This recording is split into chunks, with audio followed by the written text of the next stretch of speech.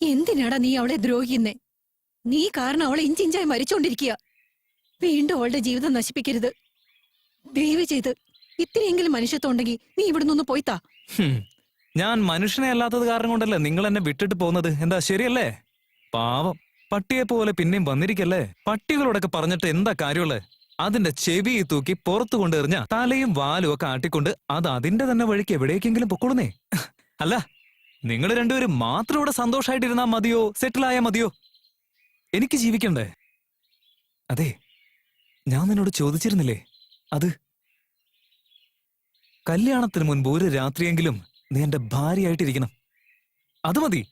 നീ കെട്ടാൻ പോകുന്ന ബാങ്ക് മാനേജർ ഇല്ലേ, അവന്റെ അടുത്ത് പറഞ്ഞ് 25 lakhs 25 ലക്ഷം രൂപയുടെ ലോൺ എനിക്ക് വാങ്ങിത്തരണം. അവൻ എന്തിനാ നിനക്ക് തരുന്നേ? ഇതിനു വേണ്ടിയാ.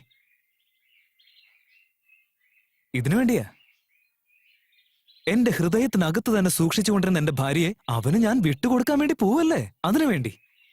ഇപ്പൊ ഈ ഫോട്ടോ എങ്ങാനും ഈ കോളനിയിലുള്ളവർ കണ്ടു കഴിഞ്ഞാ എന്താ സംഭവിക്കുക? Let's find out. ഒരു ചെറിയ ഗെയിം കളിച്ചാലോ? Watch and enjoy. യാഹൂ!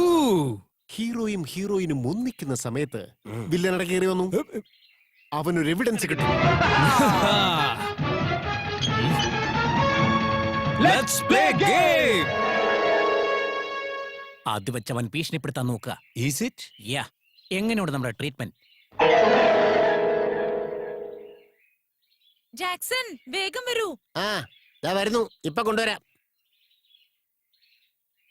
ദിവ്യയുടെ കല്യാണത്തിക്ക് ഞാൻ നല്ലൊരു നെക്ലസ് പ്രസന്റ് ചെയ്യാൻ പോവാ. നീ എന്താ ചെയ്യാൻ പോകുന്നേ? നമുക്കും അത് തന്നെ ചെയ്യാം. കേരളവും തമിഴ്നാടും ഒക്കെ ഇവിടെ ഉണ്ടായിരുന്നല്ലേ? എന്താടാ ഇത്, ലോട്ടറി ടിക്കറ്റ് ആണോ? ചേട്ടാ, ഷടപ്പ്. ചേട്ടാന്ന് വിളിച്ച് നീ എന്താ എന്നെ കളിയാക്കുക? സാറേന്ന് വിളിക്കടാ. മുകളിലിരിക്കുന്ന കേരളത്തിലെ തുണി, താഴെ നമ്മുടെ തമിഴ്നാട്ടിലെ തുണി തന്നാ തിരിച്ച് വീട്ടിൽ കൊണ്ടുവന്ന് തരണമെന്ന് അറിയില്ലേ? വഴിയിൽ ഇങ്ങനെ തന്നിട്ട് പോവാ. എന്താ സാറേ, നമ്മളൊക്കെ ഫാമിലി ഫ്രണ്ട്സ് അല്ലേ? എന്താ ഫാമിലി ഫ്രണ്ടോ? ഞാനൊരു VIP യാ. നീ ഉന്തുവണ്ടിയും കൊണ്ട് നടക്കുന്ന ഒരു ദരിദ്രവാസി. നീ ഇങ്ങനെ പറഞ്ഞു നടന്ന നാട്ടുകാരെന്താ കരുതുക? എന്റെ ഭാര്യയുടെ ബന്ധുവാണെന്നല്ലേ വിചാരിക്കുന്നവര് ചെരുപ്പൂരി അടിക്കും ഞാൻ. എന്താ അവന്റെ കിറി നോക്കി ഇളിക്കുന്ന എന്തിനാ? പോടി പോടി. പോവല്ലേ? നിങ്ങളെ ആ തുണി എടുത്തിട്ട് പോ. എടി നിക്ക്. എന്താ? അവൻ എവിടെ വെച്ച് തുണി തന്നാലും വാങ്ങിക്കുമല്ലേ? ഏത് നേരം നീ എന്തിനാ അവനെ നോക്കി നിൽക്കുന്നേ? റോഡിൽ നിന്ന് ബഹളം വെക്കണോ? എതിർത്ത് സംസാരിച്ച കൊല്ലും ഞാൻ. കൊന്നോളയോ? വാന്നേ. എടി വെറി, നീ ഇത് പിടിച്ചേ. ആരോ എന്നെ വിളിച്ചേ? ദാ വരുന്നേ.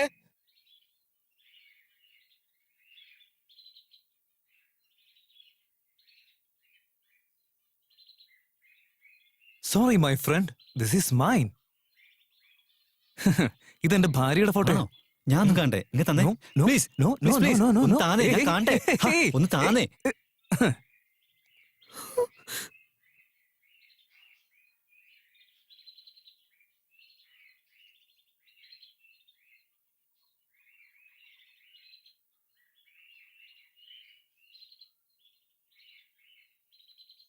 കണ്ടില്ലേ, വെറുതെ കേറിപ്പോയില്ലേ? ഇതിന്റെയൊക്കെ വല്ല കാര്യം ഉണ്ടായിരുന്നോ? ഇങ്ങത്താ, ഞാൻ കണ്ടിട്ട് തിരിച്ചു തരാം.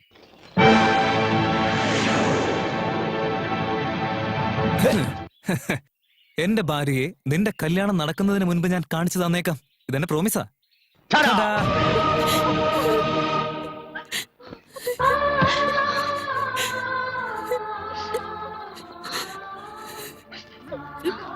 വേണ്ട, എനിക്ക് കല്യാണം വേണ്ട.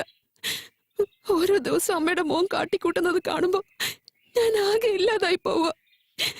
എനിക്ക് കല്യാണം വേണ്ട അമ്മ. ഈ കാര്യങ്ങള് ബാക്കിയുള്ളവർ അറിഞ്ഞു കഴിഞ്ഞാൽ നാണം കെട്ട് നമ്മൾ ഇവിടുന്ന് എങ്ങോട്ടെങ്കിലും പോകേണ്ടി വരും.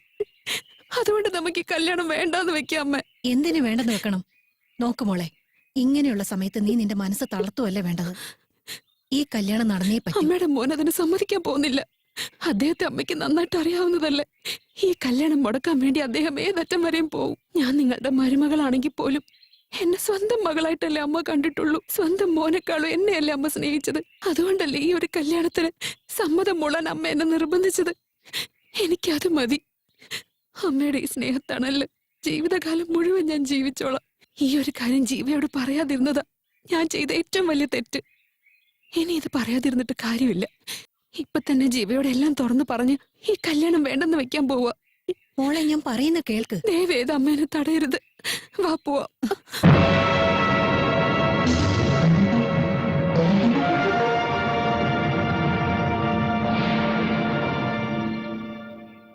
കേട്ടു. പറഞ്ഞതെല്ലാം കേട്ടു. ആ പൃഥ്വി എന്നാണ് ഈ വീട്ടിൽ വന്ന് കയറിയത്? അന്ന് മുതലേ അവന്റെ കാര്യത്തിലൊരു സംശയം എനിക്ക് തോന്നിയതാ. അന്ന് തന്നെ അവനും നിങ്ങളും തമ്മിലൊരു ബന്ധമുണ്ടെന്ന് എനിക്ക് മനസ്സിലായി. അതിന്റെ പേരിൽ അവൻ എന്തെങ്കിലും ഒരു പ്രശ്നം ഉണ്ടാക്കുമെന്ന് എനിക്ക് ഉറപ്പായിരുന്നു. അതൊക്കെ സത്യാവും ചെയ്തു. പക്ഷെ ഇങ്ങനൊരു കഥ ഇതിന്റെ പിന്നിലുണ്ടെന്ന് ഞാൻ ഒട്ടും പ്രതീക്ഷിച്ചില്ല. പ്രസവിച്ച മകനെ വേണ്ടാന്ന് വെച്ച് മരുമകളെ മകളായി കണ്ട് ദിവ്യയ്ക്ക് നല്ലൊരു ജീവിതം ഉണ്ടായി കാണാൻ ആഗ്രഹിക്കുന്നില്ലേ? നിങ്ങൾക്ക് നല്ലൊരു മനസ്സുണ്ട്. You are really great. കെട്ടിയ താലിയുടെ പേരിൽ ഒരു പെൺകുട്ടിയുടെ ജീവിതം ഒരിക്കലും നശിക്കരുതെന്ന് നിങ്ങൾ ഇപ്പോൾ എടുത്ത ഈ ഒരു തീരുമാനമുണ്ടല്ലോ, അതിൽ യാതൊരു തെറ്റുമില്ല അമ്മേ. ദിവ്യയെ കല്യാണം കഴിക്കുന്നതിൽ എനിക്ക് സന്തോഷം മാത്രമേ ഉള്ളൂ. മാത്രമല്ല, ഇതൊക്കെ അറിഞ്ഞു കഴിഞ്ഞപ്പോൾ ദിവ്യയുടെ ഒരു തരി സ്നേഹം പോലും കുറഞ്ഞിട്ടില്ല, വീണ്ടും കൂടിയിട്ടേ ഉള്ളൂ.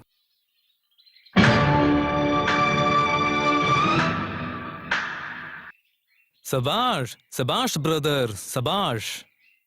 ഈ കഥയെക്കുറിച്ചെല്ലാം അറിഞ്ഞിരുന്നിട്ടും, നീ കെട്ടാൻ പോകുന്ന പെണ്ണിന് മറ്റൊരു ഭർത്താവ് ഉണ്ടെന്ന് അറിഞ്ഞിരുന്നിട്ടും അവളെ കല്യാണം കഴിക്കാമെന്ന് നീ എടുത്ത തീരുമാനമുണ്ടല്ലോ, അത് സമ്മതിക്കാതെ. നിന്റെ ഈ വലിയ മനസ്സിന്, ഈ ത്യാഗത്തിന് എന്റെ ഭാര്യയെ നിനക്ക് ഞാൻ പാരിതോഷികമായി തരുന്നു. എടുത്തോ എടുത്തോ എടുത്തോ എടുത്തോ. സത്യമായിട്ടും ദിവ്യ എന്റെ ഭാര്യയാണെന്നുള്ള കാര്യം നമ്മുടെ 4 പേരുടെയും മനസ്സിൽ തന്നെ വെച്ചിട്ട് ഇല്ലാതാക്കി കളഞ്ഞേക്കാം.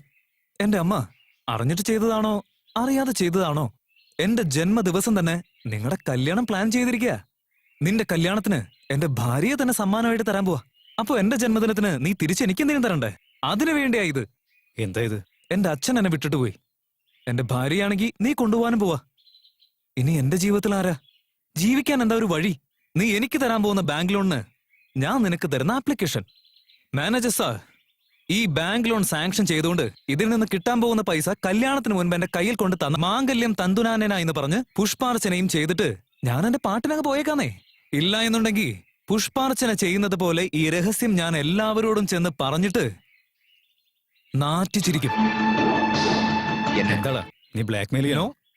എന്റെ ഭാര്യയെ നിനക്ക് തരുന്നതിന് സമ്മാനം ചോദിക്കുന്നതാ. തന്നില്ലെങ്കിലോ? ഈ കല്യാണം നടക്കാൻ പോകുന്നില്ല. എടാ, ഇനി ഈശ്വരൻ തന്നെ വേണ്ടാന്ന് വെച്ചാലും ഈ കല്യാണം നടന്നിരിക്കും. ഈശ്വരനെ കൊണ്ട് തടുക്കാൻ സാധിച്ചില്ലെങ്കിലും ഈ കല്യാണം ഞാൻ തന്നെ തടുക്കോടാ.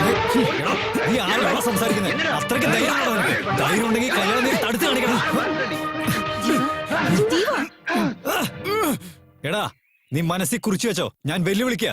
ഈ കല്യാണം നീ എന്നല്ല മറ്റാര് തന്നെ വിചാരിച്ചാലും തടുക്കാൻ പറ്റത്തില്ല. ഈ കല്യാണം നടന്നിരിക്കും, അത് എന്ത് ചെയ്തിട്ടായാലും.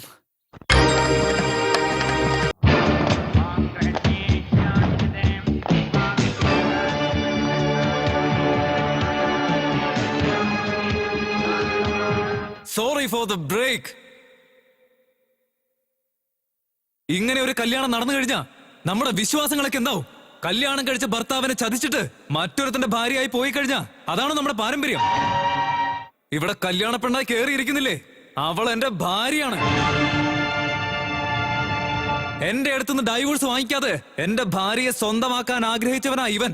ഇവനെതിരായി കോർട്ടിൽ കേസ് കൊടുത്ത് അറസ്റ്റ് വാറന്റുമായിട്ട് വന്നിരിക്കുന്നത്. ഞങ്ങൾ ഭാര്യ ഭർത്താക്കന്മാരാണ് എന്നതിനുള്ള തെളിവാണിത്. എല്ലാവരും കാണ്. കണ്ടില്ലേ, അവൻ അറസ്റ്റ് ചെയ്യ സാർ. ചെല്ല്. മറ്റൊരാളുടെ ഭാര്യയാണോ നീ കല്യാണം കഴിക്കാൻ പോകുന്നത്? സാർ, ഞാനൊന്നും ചെയ്തില്ല സാർ. അങ്ങോട്ട് ചേട്ടാ, പറയടാ. സാർ മാറോ, പ്ലീസ് സാർ. മാറോ അങ്ങോട്ട്. സാർ